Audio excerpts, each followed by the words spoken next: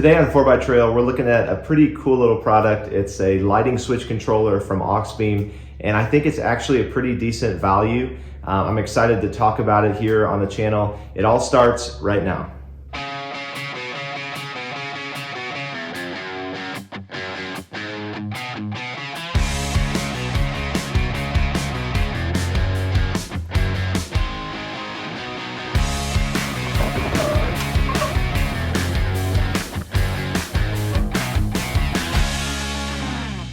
Hey everybody, welcome to 4x Trail. I'm Caleb, and a few months ago, Auxbeam sent me this 8-gang RGB switch controller to try out on the Jeep and to share my honest thoughts on here on the channel.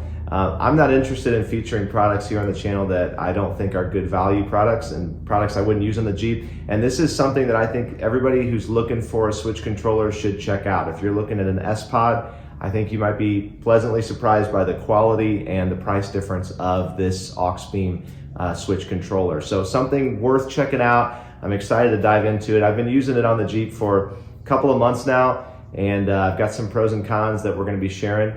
Let's start with the install process itself, the directions, how I installed it. Let's open up the hood of the Jeep and I'll show you guys what I'm talking about.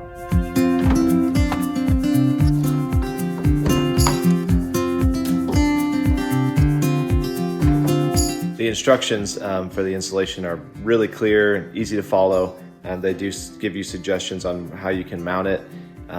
There's a couple different bracket options when it comes to the auxiliary fuse box, and there's a couple different brackets when it comes to the actual controller that mounts inside the vehicle. But all of it is pretty straightforward. The thing that I'll point out, this is not going to be an install video, this is just my thoughts on the install process.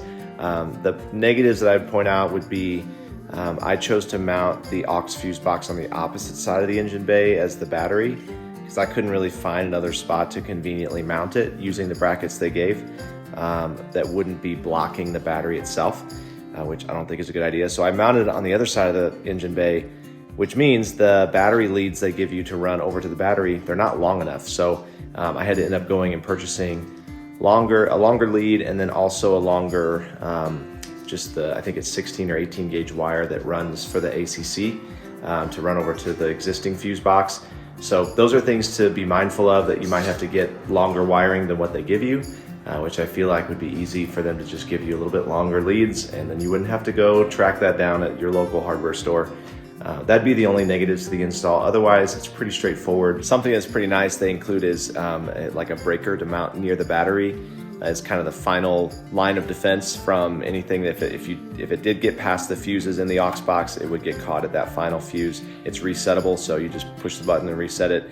Really nice little safety feature. It's cool that they include that in this kit. Now that we're inside the Jeep, I want to talk about the switch controller itself.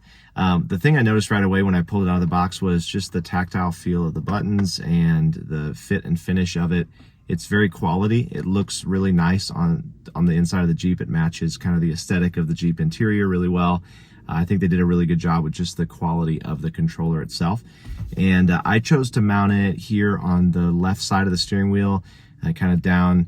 I don't have any extra switches there that were existing, so it was a nice blank little panel to mount to.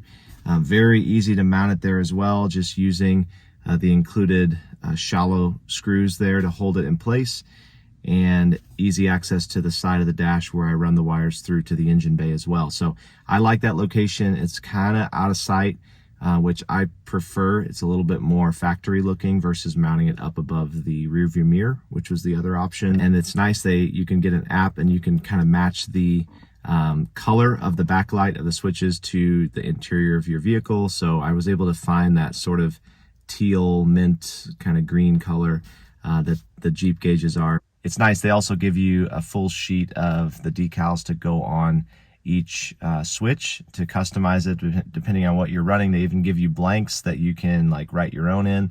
I will add that Auxbeam also sent me 2 amber LED pods, and that's what I've been using the switch controller to run so far. But I can't recommend the amber pods because one of them already went out on me. They did send me a replacement with no issues, but yeah, I can't really recommend those LED pods. However, very impressed with the controller.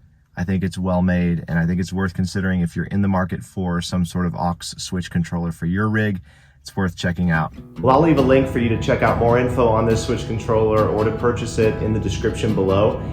So check that out if you're interested. And I'd love to hear what type of setup you're using on your rig. What type of switch controller, what type of lighting and other accessories are you running with it, and how do you like it? I think it'll be helpful for people to see in the comments below just different things people are running on their rigs. So thanks for liking this video, sharing it with a friend, and always subscribing as well. That's a great way to support the channel. And I'll see you guys in the next video.